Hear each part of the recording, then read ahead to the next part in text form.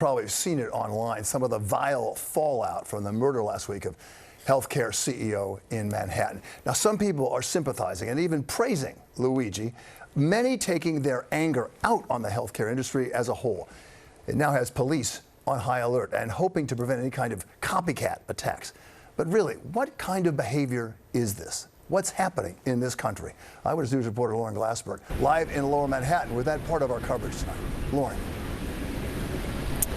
Well, Bill, to better understand the investigation, the suspect, and what more may be to come, I sat down with two top members of the NYPD this afternoon, and I asked them about their concerns going forward, including possible copycats, as well as asking them about what led to yesterday's arrest.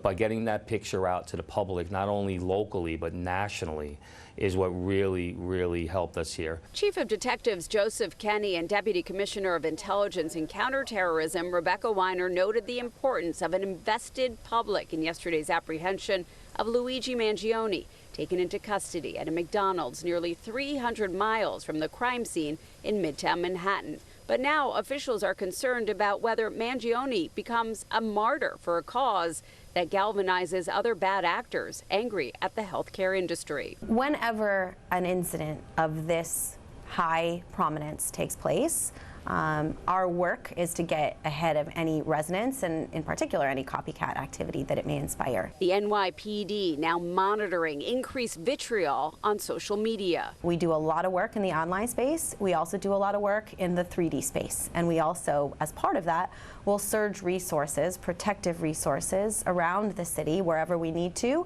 when we're anticipating and dealing with a big uptick in threats. By most accounts, Mangione was intelligent, raised in a prominent Baltimore family, going from valedictorian to inmate QQ 7787.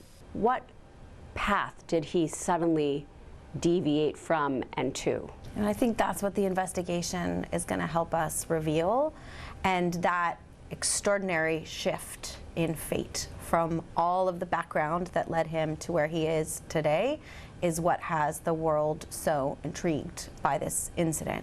An incident that put New Yorkers on edge, a brazen targeted killing of a prominent CEO. It took 5 days of deep detective work to lead police to their suspect. Some of the detectives hadn't been home since Wednesday morning working on this case, so it was a sense of relief. Not only that the danger had been mitigated, that he'd been apprehended, but it was a sense of relief for my detectives that they could finally catch a break.